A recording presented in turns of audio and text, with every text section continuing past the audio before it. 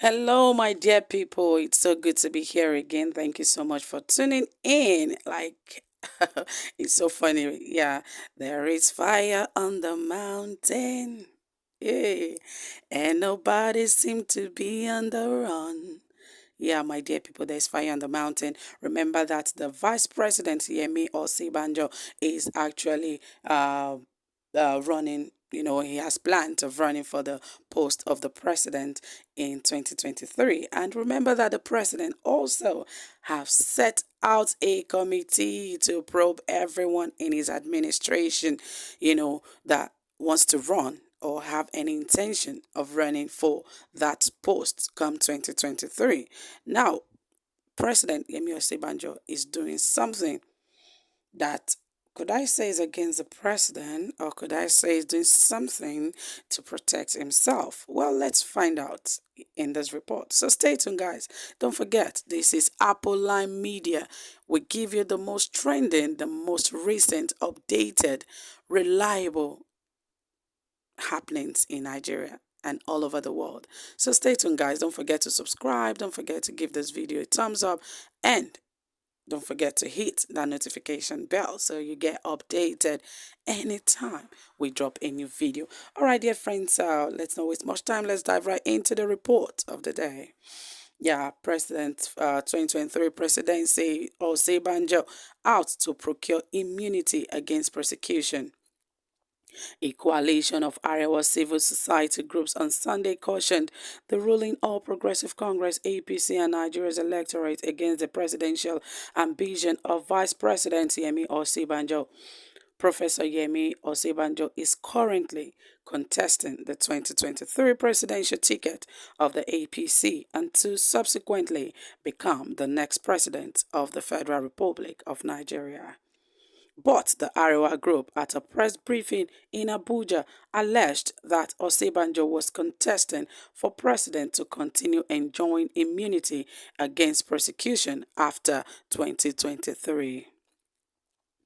Comrade Musa Atta, the convener of the coalition who briefed journalists, alluded to the fact that the vice president mismanaged the funds under his control and office for various social intervention programs of President Muhammadu Buhari's administration. The text of the media briefing reads, the leadership of the coalition of Arewa civil society groups welcomes you all to this significant press conference, which has become a child of necessity.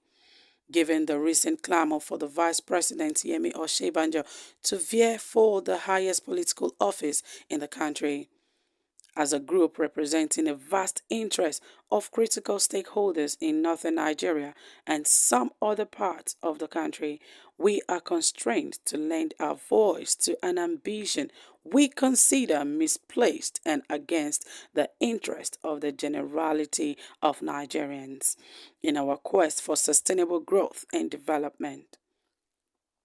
The presidential aspiration of Vice President Yemi Osibanjo does not suit the purpose given his track record in the mismanagement of the various social intervention programs of the federal government hitherto domiciled in his office until recently before the creation of the Ministry of Humanitarian Affairs, Disaster Management and Social Development.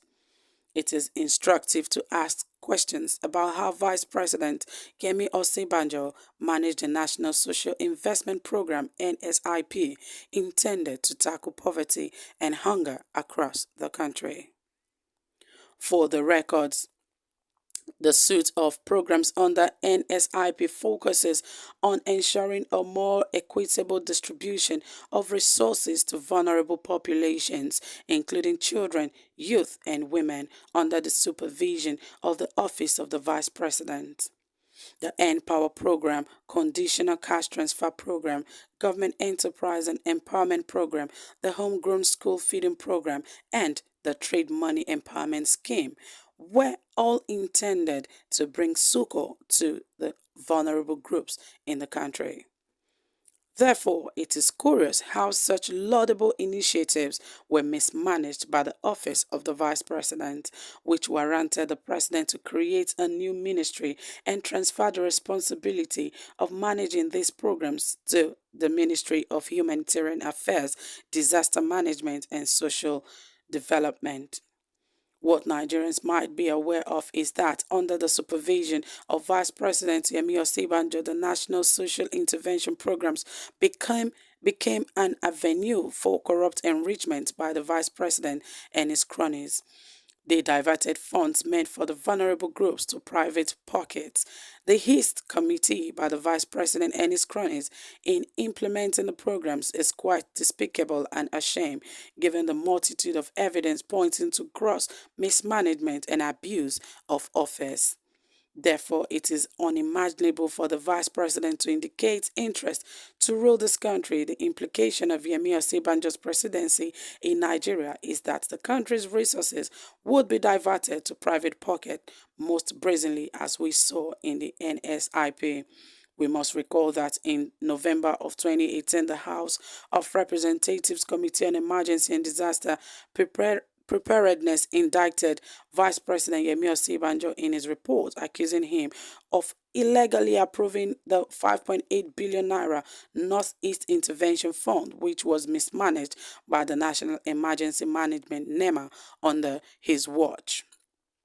The issue of trade money is another example of how Vice President Yemi Osibanjo mismanaged the initiative and deprived millions of market women of the opportunity to advance their various businesses. Therefore, it is therefore amount to an insult to the sensibilities of Nigerians for Vice President Yemi Osibanjo to want to lead Nigeria. He lacks moral and uprightness as evident in his corrupt tendencies and lack of sincerity of heart and purpose. What I would say, these are set of inhuman people. Let me just say it like that. Because I cannot really understand a person that has shown uprightness, has shown, sincerity, just because you feel you don't want him to become the president. You are now cooking up stories upon stories, allegations upon allegations, just to, degrade him of that opportunity. I believe 90% of Nigerians understand the man Osibanjo stands for. Nobody can know any man 100%, but Yemi Osibanjo, for the time being, for the times he has served, he has shown uprightness, he has shown loyalty. These are the kind of people Nigerians need in that place. It doesn't matter what Arewa group or whatever they call themselves are saying. I believe people like Osibanjo is still the right man for that post in Nigeria. Well, guys, let me hear what you have to say. Let's know your opinion. Please drop it in the comment section. Thank you for staying tuned. Bye for now.